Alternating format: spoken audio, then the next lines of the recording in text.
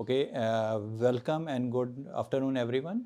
Basically, my name is Asif Bilgrami. I am leading the new emerging technologies practice, and in this practice, we are working on different cutting edge technologies like blockchain, metaverse, and NFTs.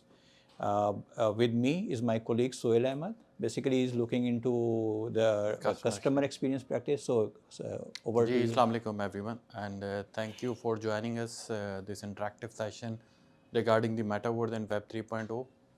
And we have been working on this from the last number of weeks and months, that how it is evolving the overall market and how it will be engaging in our current scenarios. So today, our main topic will remain on these areas like how Web 3.0 will evolve in our daily lives with the help of technology, how we can take a benefit of all of them, and how Meta is changing the world, and how we can make it beneficial for us. And opportunities are great in this. So I think we will start with the some of the history of regarding the web. So web 1.0 के अंदर हम लोग majority क्या करते थे कि information को consume करते थे, ठीक है। ईमेल्स आती थी, हम पढ़ते थे, वेबसाइट होती थी, उनके ऊपर इंफॉर्मेशन होती थी, हम उनको पढ़ते थे। So it's a consumption, consume करते थे। हम उसके अंदर कंट्रीब्यूट नहीं कर पा रहे थे। सो अगर आप वेब 2.0 के ऊपर आएँ तो वहाँ पे डिजिटल स्पेसेस क्रिएट हुए, जिसके अंदर आपके सोशल मीडियाज़ आ गए और बाकी टेक्नोलॉजी का भी अपग्रेड आया। So you people getting more engage with the real digital spaces. तो वहाँ पे फिर ये हुआ कि कंट्रीब्यूशन होना इंगेज हो गई वेब 2.0 की तरफ। लेकिन ओनरशिप का challenge always remain the challenge, because the big organisation always take the ownership of the digital spaces. So now in Web 3.0, the phase you can say कि जो revamp हो रहा है उसके अंदर ये है कि आफ्टर कंजम्पशन कंट्रीब्यूशन ओनरशिप का भी कॉन्सेप्ट है, ठीक है। डिसेंट्रलाइजेशन, जिसको हम अगर और मॉडिफाइड करें, Asif can ji share more about the decentralisation. Right. So जैसे सोहेल ने बताया कि वेब 3.0 से थोड़ा सा डिसेंट्रलाइज हो गया, और एक और चीज़ जो नई हुई है, they that is main for to empower the user, and user, artist, creators, right.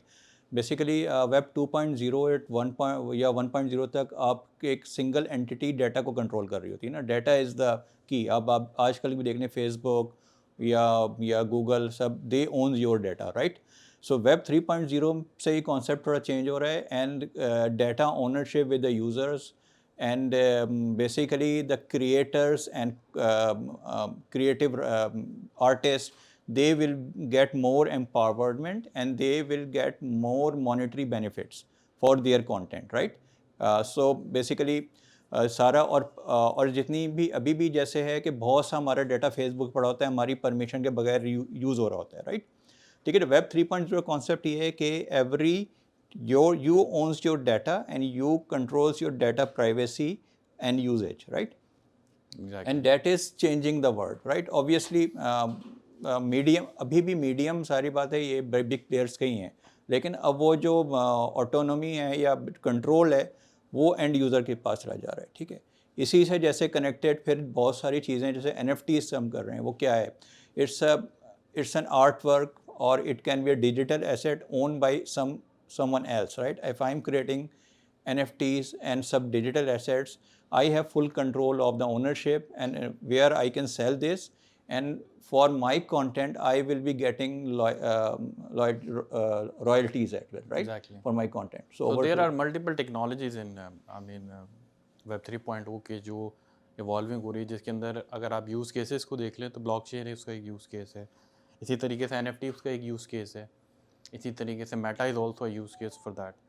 So after give some sort of an introduction about the Web 3.0, I would love to share about something interesting about the Meta. सो अगर बड़े आसान अल्फाज में बताऊँ ना, तो Meta is basically metaverse basically is एक immersive experience जो कि आप एज्यूम करते हैं कि आपको मिलना चाहिए। So just give an example कि हमने अपने दौर के अंदर टीवी देखना शुरू किया, ठीक है, फिर वो इवॉल्व हुआ, कुछ फ्लैट्रॉन टीवी आ गए, फिर एलईडीज़ आ गई, फिर कर्व 3Ds आ गए, ठीक है, जिससे आपको ये लगने लगा कि basically let's say you are watching a match, football match in curve 3D environment, तो आपको बड़ा पर्सनलाइज एक्सपीरियंस मिलेगा उसके अंदर कि यार आपको ऐसा लगेगा कि you are very close to the environment or getting the real experience. So this is in the meta where you will get the you get yourself into the experience. So this is how it all works. So let's say पहले आप देख रहे थे, now you become a part of that experience. So just take an example of different scenarios. For example, आप camp fire करते हैं, ठीक है, मुख्तलिफ लोग मिलते हैं, कैंप फायर करते हैं. So now campfire is virtually available in the market, ठीक है, in the meta environment, and you can join from everywhere. You jump into the environment and take an experience of whatever events and happening in virtual environment. So basically आपका जो 3D का total overall experience है, उसकी personalization है आपके, that how you are behaving in that environment. And apart from that, it is a digital space. ऐसा नहीं है कि पहले digital spaces नहीं थी. जैसे आपकी यूट्यूब है, it's a digital space, web 2.0, Facebook is your digital space, वहाँ पे आप अपना कोई भी चीज़ बनाते हैं, लेकिन एक पर्सनलाइज एक्सपीरियंस होता है कि आप अपने डिजिटल स्पेस के अंदर खुद मौजूद हों, ठीक है. So maybe in the future Facebook अपना कोई मेटा का ऐसा इन्वायरमेंट क्रिएट करे जहाँ पे कोई पर्सनलाइज ग्रुप हो. अभी जैसे होता है ना कि फेसबुक के कुछ पर्सनलाइज ग्रुप्स होते हैं, उसके ज्वाइन मेंबर्स करें, उसकी टर्म्स एंड कंडीशन होती है एंड उनके कुछ बेनिफिट्स भी होते हैं. तो उनके कुछ इवेंट्स क्रिएट होते हैं जिसके अंदर वही लोग ज्वाइन करते हैं जो कि इस ग्रुप का पार्ट होते हैं, और उनको फिर इंफॉर्मेशन भी फर्स्ट लेवल मिलती है. सो इसी तरीके से उस वर्चुअल इन्वायरमेंट को क्रिएट करके उसका बेनिफिट लिया जा सकता है. So this is how it all expecting emerge कर रहा है. और मेटा के अंदर भी काफ़ी सारे हमारे पास जो है ना डिफरेंट इन्वायरमेंट है कि जिसको हम एक्सपीरियंस कर सकते हैं. It's not limited, unlimited space है, and it's a big market. And one thing I would like to share about the valuation of the Meta, as per McKinsey, 2021 के अंदर अराउंड $41 बिलियन की जो है इसकी मार्केट कैप है, जो कि 2022 के अंदर अराउंड 60 बिलियन को टच कर रही है, ठीक है. इन 2030 it will touch around almost $5 trillion. So it's a big industry, opportunities भी क्रिएट होंगी, मार्केट भी बनेगी and evolving हो रही है. So it's an evolving stage where we can participate and take a maximum advantage of that. Right, I can add further to that. For example, metaverse में जैसे उन्होंने कहा सोहेल ने कि इमर्सिव एक्सपीरियंस है, राइट. तो ये जितनी भी मेटावर्स के प्लेटफॉर्म्स हैं जो लाइक जैसे हमने यूज़ कर रहे हैं ऑल्टस्पेस VR, that is acquired by Microsoft. इसमें सारा कॉन्सेप्ट यही है कि it starts with your avatar, right. Today अगर आप किसी भी इन किसी भी प्लेटफॉर्म पे जाएंगे तो you start with creating your avatar and then you will move on to that metaverse. You can create your events, you can create your office space, everything, right. और वहाँ पे आप कोलैबोरेट कर सकते हैं. तो एक आज की दुनिया में यूज़ केस तो यही है, जैसे अगर हम अपने डेली लाइफ में देखें तो we work with different remote teams, right. जैसे हम US में भी कुछ हमारे कोलीग्स होते हैं, कुछ इंडिया में होते हैं, कुछ दूसरे शहरों में होते हैं. तो we usually coordinate on Teams meeting, right. तो इसमें थोड़ा सा ये है कि इमर्सिव एक्सपीरियंस इस लिहाज से कि 3D एवटार हैं आपके, you will sit on the common conference room, you can talk, even you can create an small event. Like अगर आप चाह रहे हैं कि आप एज अ ग्रुप एक कोई वीडियो वॉच करना चाह रहे हैं या कोई भी एक ऐसा इवेंट करना चाह रहे हैं, गेम खेलना चाह रहे हैं, गेमिंग इवेंट एक छोटा सा, ठीक है. तो आप एक कॉमन रूम बना के उन सारे लोगों को इन्वाइट करके उसके अंदर ये सारी एक्टिविटीज़ परफॉर्म कर सकते हैं, ठीक है. तो ये सारी चीज़ें हैं जो कि एक अपकमिंग सारी चीज़ में है. और तीसरी, इसको कनेक्ट करें अगर डॉट से वेब 3.0 से, तो इसमें जो कंटेंट यूज़ हो रहे हैं, right, that content is basically can come from the blockchain and NFTs, right. For example, अगर मैं कोई एक मीडिया प्लेयर, एक मैं इवेंट क्रिएट करता हूँ और उसमें कोई एक मूवी प्ले करना चाह रहा हूँ और वो मेरी कॉपीराइटेड है, ठीक है, वो मैंने परचेज़ की है, राइट. तो डैट मीन्स आई बेसिकली वो NFT और ब्लॉकचेन के ज़रिए वो सारी मैं उसकी मोनेटाइज कर सकता हूँ, ठीक है, कि उस इवेंट के जो भी टिकट ख़रीदेंगे वो मेरी उस जाके मार्केट प्लेस से लोग ख़रीदेंगे और वो आके वॉच करेंगे, ठीक है. तो इस तरह से एक नई इकोनॉमी क्रिएट हो रही है और एक तीसरी चीज़ जो तो जिस पे अगर आप थोड़ा सा इसको और डीप स्टडी करेंगे तो they are moving from avatar to holo, क्या कहना चाहिए उसका, होलोग्राम। हॉलोग्राम, होलोग्राम है राइट, वो। और हॉलोग्राम पे और आई अब आप थिंक बोलें। बहुत सारी चीज़ें ऐसी भी हैं जो कि हम रिसेंटली यूज़ भी कर रहे हैं। आई थिंक हमें उसका शायद वो एक्सपीरियंस, चूँकि आई मीन मेजॉरिटी इसका कॉन्सेप्ट ये है कि मेटा शायद वो ऑकुलस लगाएंगे। We have some events after this discussion, इसको हम इंटरेक्टिव भी करेंगे। We have few devices with us and we will show you some interactive session. So I think experience जो हम किसी ना किसी हद तक देख रहे हैं, इसको इमर्ज होकर एक और डिफरेंट एक्सपीरियंस के अंदर आना है। एंड आई बिलीव कि इमर्जिंग मार्केट है, ठीक है। तो the things which we are seeing right now could be more different in maybe next 5 years, जो कि इससे बेहतर ही होंगे इंशाल्लाह। तो सोहेल, अगर आप वो फैशन का जो आपने यूज़ केस निकाला वो एक्सप्लेन कर दें Yes, ज़रा। exactly. I think one of the lady, I didn't remember the name of that lady, but in the US they have recently, I think देखें बड़ी न्यू कंपनीज बन रही हैं। आई मीन ज्वेलरी की एक खातून ने उन्होंने एक अपनी एक कंपनी लॉन्च करी है। They are creating the jewellery which you can wear virtually, ठीक है। तो ख़वातीन जो है वो अब जो अपनी ज्वेलरी हैं वो वर्चुअली बाय करेंगी। If they are joining any event, so offline वो कैसी भी हो ऑनलाइन अच्छी नज़र आए। So expensive jewellery, diamond rings. अच्छा, ये कनेक्टेड है सब कुछ मार्केट से, क्योंकि वो जो वर्चुअली एसेट बन रहा है ना, वो आपका बेसिकली एक NFT है, और वो NFT की ओनरशिप भी पूरी ट्रेड है। सो आप अगर इसको थोड़ा सा डीप डिटेल में देखें ना, सो ये अनलिमिटेड मार्केट एक ओपन होने वाली है, जिसको आप कहीं भी लेके जा सकते हैं। रियल एस्टेट है, लग्जरी है। मैंने जैसे कि एग्जांपल आपको केस स्टडी दी आपके सामने, दो कंपनी ने बड़ा अच्छा इसके अंदर काम कर रही हैं। आई थिंक एक डिसेंट्रलैंड है और एक सैंडबॉक्स है। वो गेमिंग के एक्सपीरियंस के अंदर हैं, और इसके अलावा रियल एस्टेट के अंदर बड़ा इसके अंदर काम हो रहा है कि जहाँ पे लैंड्स जो है बेसिकली वो सेल हो रही हैं, ठीक है। आप बोलेंगे बहुत सारी जगह ऐसी हैं जो हमारी इवन पाकिस्तान के अंदर सेल हो चुकी हैं। बहुत सारे एरियाज हैं, जैसे आपके यहाँ पे कोई शॉपिंग सेंटर हुआ वो सेल हो चुका होगा।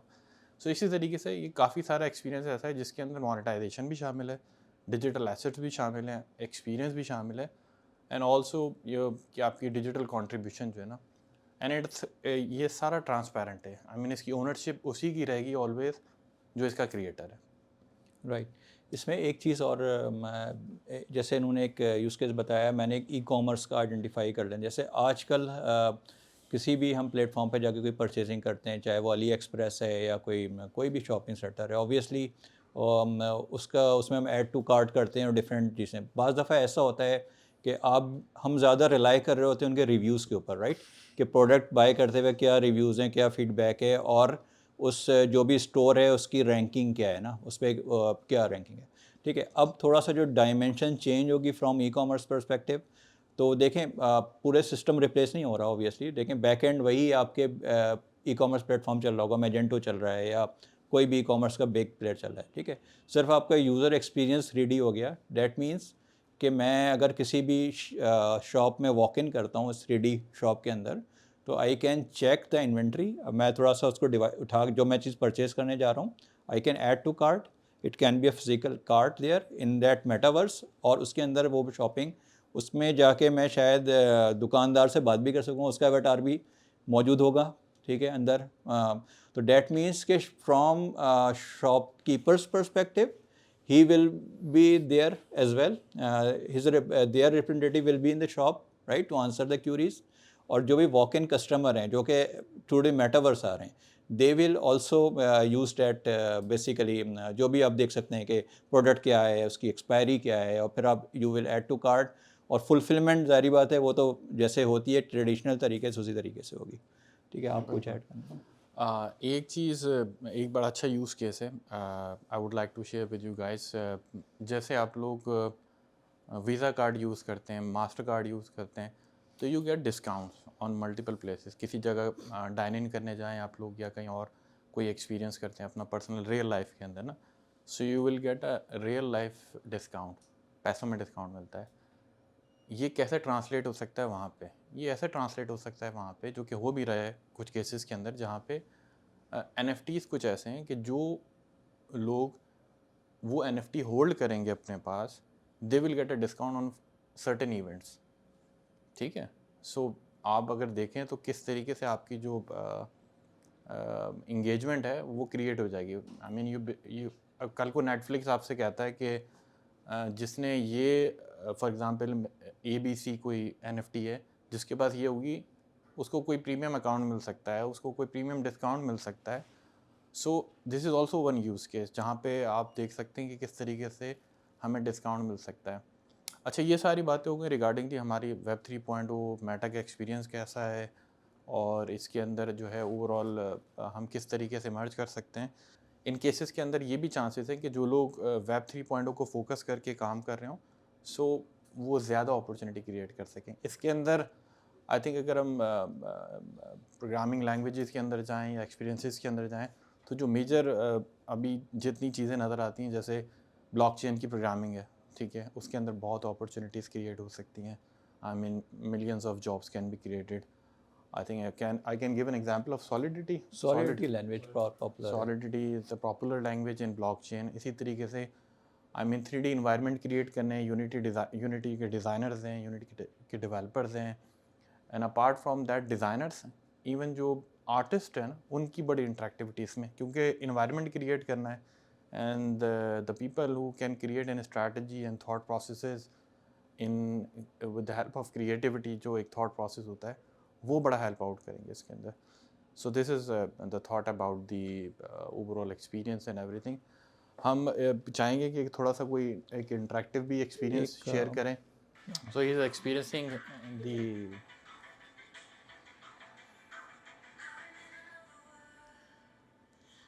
सो ये स्टार वॉर का एक गेम है जिसके अंदर बेसिकली कुछ ब्लॉक्स आ रहे हैं। ये रहे दो ब्लू ब्लॉक्स हैं। मैं उनको कट कर रहा हूँ।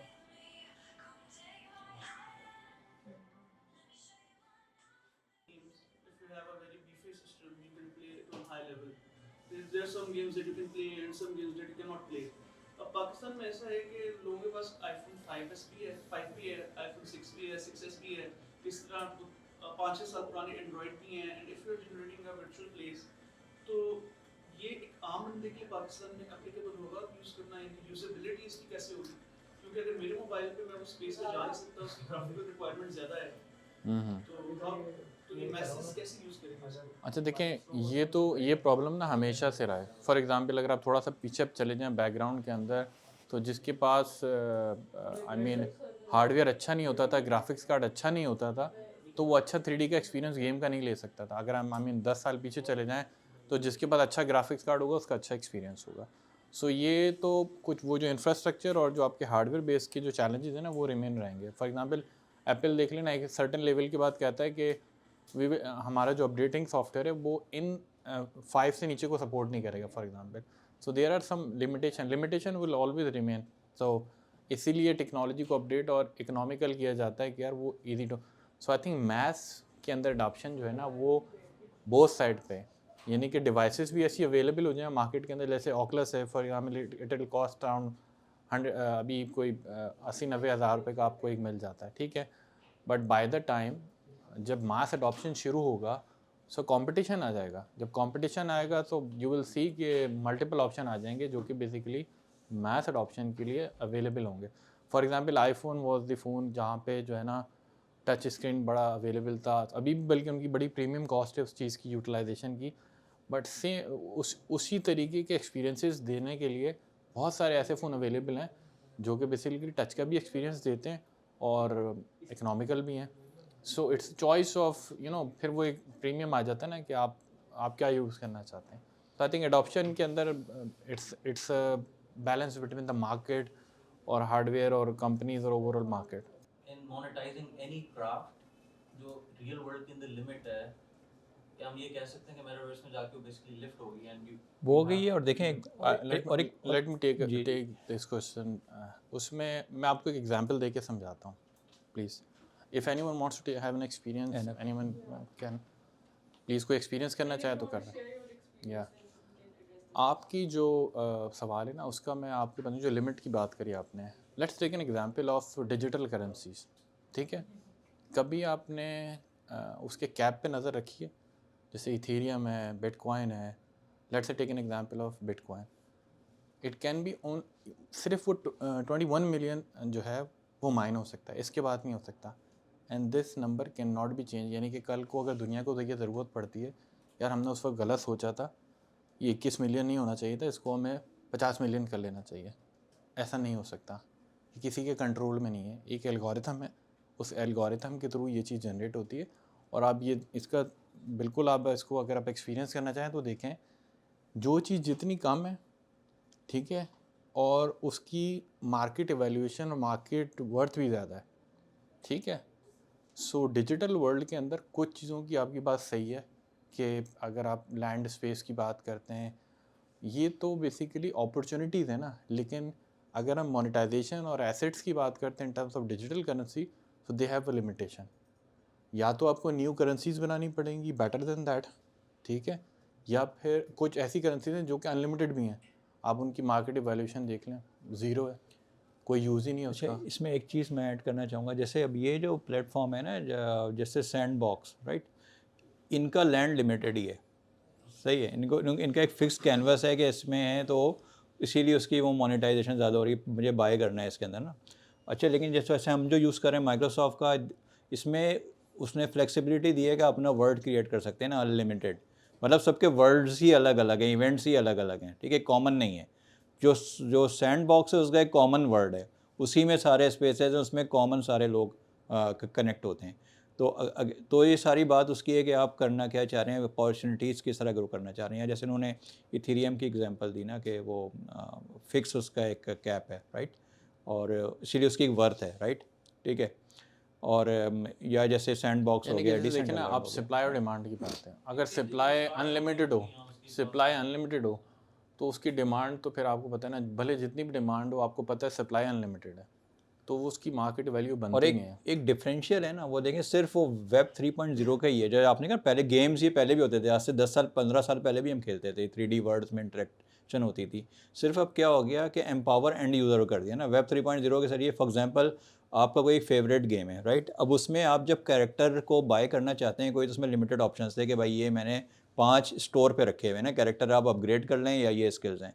अब इसकी वजह से, रेवोल्यूशन की वजह से, कोई भी एक आर्टिस्ट, बेशक वो किसी भी रिमोट सब कॉन्टिनेंट में कहीं पे भी बैठा हुआ होगा, ठीक है, उसका कैरेक्टर अगर कंप्लाइंट है उस गेम के साथ, तो आप वो परचेज कर सकेंगे और वो मोनेटाइज कर सकता है। गेम किसी और का पॉपुलर है, राइट, लेकिन उसमें एसेट उसकी यूज़ हो सकती है, ठीक है। तो ये एक थोड़ा सा एक इकोनॉमिकल एक इम्पैक्ट एक आएगा।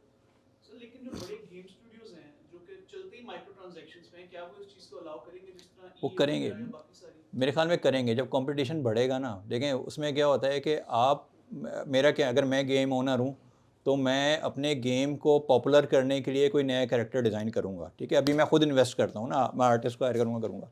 अगर मुझे एक मिल जाती है कि भाई कोई बंदा अपना अच्छा कैरेक्टर है, मुझे भी पसंद आ रहा है, मेरे गेम में चल सकता है, फ्री में मुझे मिल रहा है, बेशक वो अपना परसेंटेज ले रहा है उसके ऊपर ना, कुछ जो भी ट्रांजेक्शन मेरी टर्म्स एंड कंडीशंस पे। ऑब्वियसली ये भी जो ब्लॉकचेन का भी आपस में कॉन्ट्रैक्ट के ज़रिए होता है ना, ठीक है।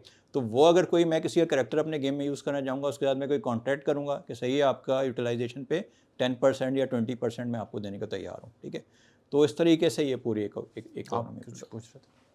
प्रोजेक्ट है ये मेटावर्स जो सी है लोगों को मेंटली भी इम्पैक्ट करेगी। लेट्स सपोज मैं ऑन नहीं करता कुछ भी, लेकिन मेटावर्स के अंदर मैं इतना कुछ ऑन करता हूँ कि मुझे रियल वर्ल्ड में रहने का दिल ही ना करे। मैं कहूँगा यार मैं तो वहीं करूँगा, मैं यहाँ पे करूँ। तो ये मेंटली और फिजिकली दोनों तरफ से ये एक दूसरे का इम्पैक्ट करती है। इसके ऊपर आपका क्या ख्याल है? अच्छा, ये बताएं कि कितना मना किया जाता है कि स्क्रीन ना यूज़ करें ज़्यादा, आप कितना यूज़ करते हैं? सो ये it's adoption and addiction also, I mean there is always a pros and cons, ठीक है। हम अपने आजकल आप देखें हर बच्चे को कह रहे होते हैं कि भाई इतना यूट्यूब ना देखो, अब तो खैर उन्होंने कुछ टाइम लिमिट्स भी लगा दिए हैं, इसके बाद वो लॉक हो जाता है। सो जाहिर सी बात है, जैसे जैसे प्रॉब्लम्स आती हैं और उसमें अपॉर्चुनिटीज़ भी, सॉरी, जो अपॉर्चुनिटीज़ आती हैं उसमें कुछ प्रॉब्लम्स भी होती हैं, चैलेंजेस भी होते हैं। एंड डेफिनेटली जो ह्यूमन की जो लाइफ है वो इम्पैक्ट होती भी है और आप उससे एडवांटेज भी लेते हैं। So mobile, you are taking an advantage, अगर आप उसको मिसयूज़ करेंगे तो जाहिर सी बात है, I mean it all depends on you, how you are using the technology. So it's not limited कि आपने उसको पहन के ही रखना है सारा दिन। डेफिनेटली टेक्नोलॉजी की एक अपनी एडिक्शन भी है, और अगर आप उसको कंटिन्यूसली यूज़ करेंगे, जैसे आप take an example of how you work in a whole day, 8 घंटे 9 घंटे बैठते हैं ना आप, ठीक है, so you know because you have to work, but after some time you will feel your self कि यार आई नीड एक अच्छी नॉर्म, मुझे नींद चाहिए। सो आई थिंक ये तो आप ह्यूमन बॉडी खुद ही रिएक्ट करती है। बाकी कुछ केस स्टडीज़ भी आएंगी मार्केट के अंदर डेफिनेटली बाय द टाइम कि कितना इसका एक्सपीरियंस कैसे होना चाहिए, और हार्डवेयर भी इवॉल्व होगा। आई थिंक मैं बड़ा मेजर फैक्टर है ये बहुत। जैसे अब ये भी काफ़ी हैवी है ना, आप इसको 15-20 मिनट ज़्यादा पहनेंगे तो आपको सर में बैटरी दर्द शुरू हो ऑपरेटेड जाएगा। आप देखें लगी आपके जहन के ऊपर, एक आंखों पे तो लगी ये है, तो इसमें भी obviously- एवोल्यूशन होगी, जारी बात है, नई नई चीज़ें आएंगी, लाइट वेट, बल्कि आप बता रहे थे कोई लाइट वेट। बिल्कुल बिल्कुल। अभी देखें एप्पल अपने ग्लासेस लॉन्च कर रहे हैं, और आई थिंक फेसबुक ने भी अपनी 2-4 चीज़ें लॉन्च करी हैं। सो एक मार्केट कंपटीशन आएगा, प्रॉब्लम्स चैलेंजेस सारी चीज़ें होते होते वो फिर चीज़ें पता लगेंगी। सो इट्स इमर्जिंग एरिया जहाँ पे चीज़ें इवॉल्व हो रही हैं। मेजॉरिटी इसके अंदर जो डिवाइसेस अभी मार्केट में अवेलेबल हैं, yes they are not light weight, they are heavy, but we जैसे हम मोबाइल को देखते थे एक ज़माने में, एक बहुत बड़ा सा फ़ोन होता था, अभी आप देखें घड़ी में सारी बात हो जाती है। सो आई थिंक इमर्जिंग और इवैल्यूएशन ट्रांसफॉर्मेशन भी एक जो वर्ल्ड में चीज़ें होती हैं उनका एक पार्ट। असद से एक्सपीरियंस पूछते हैं, इन्होंने अभी एक ऑकलस का एक्सपीरियंस पूछा है। और मेरे पास रेड और ब्लू ब्लॉक्स आ रहे थे, उनको कट करना था उन सोल्ड से। उसके अलावा और भी हर्डल्स आ रही थी जिनको मैंने अवॉइड करना था, और रेड या ब्लू को ही सिर्फ रेड से कट करना था और ब्लू को ब्लू से कट करना था। तो इससे मेरी वो मूविंग हो रही थी, अगर आपने देखा हो। मैं इस तरह कभी इस तरह कर रहा था, कभी इस तरफ आ रही थी, तो सामने से आती जा रही थी और मैं उनको कट कर रहा था। सो जब आप एक एक्सपीरियंस के अंदर आ जाएंगे तो यू विल फील, आपको खुद ही वो आपके साथ इतना एंगेज हो जाएगा एक्सपीरियंस कि आपको लगेगा कि यार मैं I am a part of it. जो भी चीज़ें एसेट्स आपके परचेज हैं उनकी एक वैल्यू बेस करते हैं जो कि रियल वर्ल्ड में भी इफेक्ट करती है। आप मतलब आप बिटकॉइन खरीदते हो उसके लिए आप पैसे तो देते हो ना। तो इसमें ओनरशिप कंट्रोल करते हैं ना। देखिए आप यू ओन्स NFT, राइट। अगर आप देखेंगे कि मार्केट नहीं है, पोटेंशियल इतना नहीं बाय हो रहा था, फिर आप खुद से अपनी यू हैव फुल कंट्रोल ना कि आप अपनी NFT क्या प्राइस रखना चाह रहे हैं। कोई वो नहीं, प्लेटफॉर्म कंट्रोल नहीं करेगा, यू ओन है। मैंने तो काफ़ी लोगों को लॉसेस में भी जाते हुए देखा ये क्रिप्टो में। तो जब ये वर्चुअल वर्ल्ड में चला जाएगा, ये चीज़ें चली जाएंगी, तो उसको रेगुलेट करने के लिए, क्योंकि हमारे पास रियल तो देखें जो क्रिप्टो की आप बात कर रहे हैं, जो उसमें लीगलेशन, वो तो एक वर्ल्ड वाइड एक अपना एक चीज़ें चल रही हैं। कुछ कंट्रीज में उसको लीगलाइज भी कर दिया, कुछ में नहीं है, और वो एक कंप्लीट एक डिबेट है कि जैसे हमारी स्टॉक मार्केट है, ठीक है, उसका एक टाइम है, इतने बजे खुलती है, इतने बजे बंद होती है, और एक अपर लॉक होता है, एक लोअर लॉक होता है, ठीक है, ठीक है, तो 7.5% ऊपर लगता है, 7.5% नीचे लगता है। इसमें नहीं है ऐसा, ठीक है। सो इसमें एक दिन में आई थिंक ट्यूना या लूना की आई थिंक लूना की एग्जांपल है, तो आई मीन वो एक दिन के अंदर फ्रॉम 100 टू आई मीन 0.00 कुछ एसेट्स पे आ गया। So it's an example of कि अभी कैसे जो टेक्नोलॉजी को क्रिएट करने वाले लोग हैं, बेसिकली वो फिर एक लीगलाइज कैसे करेंगे वर्ल्ड वाइड, या कंट्री टू कंट्री लोग इसको कैसे लीगलाइज करेंगे। जैसे कुछ कंट्रीज़ में ऐसा हो रहा है कि इसकी ट्रांजैक्शन के ऊपर कुछ परसेंटेजेस क्रिएट हो रही हैं कि इतनी परसेंटेज होंगी आप ट्रांजैक्शन के ऊपर, ताकि आप उसका जो है परसेंटेज भी दें और उसको लीगल तौर के ऊपर यूटिलाइज भी करें। बट अगेन इसकी ओनरशिप इस तरीके से नहीं है कि अभी तक मार्केट के अंदर के कोई भी इसको आके बोल दे कि भाई यहाँ के बाद कुछ नहीं होगा, बिकॉज उसकी वजह ये है कि ये जो सेंट्रलाइज और डिसेंट्रलाइजेशन का कॉन्सेप्ट है ना, वो यही तो है बेसिकली। जैसे कि आपके गवर्नमेंट का इदारा है, कोई भी गवर्नमेंट का इदारा है, वो एक सेंट्रलाइज इदारा है।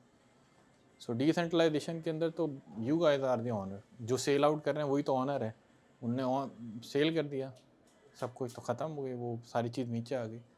So this is how it all works. अभी इसकी कोई रेगुलेशन जो है वो ऐसी कोई स्टैंडर्ड रेगुलेशंस नहीं है जो स्टॉक उसकी बात कर रहे हैं आप क्रिप्टो मार्केट की, ठीक है जी। एक्सचेंज भी तो अलाउ नहीं पाकिस्तान।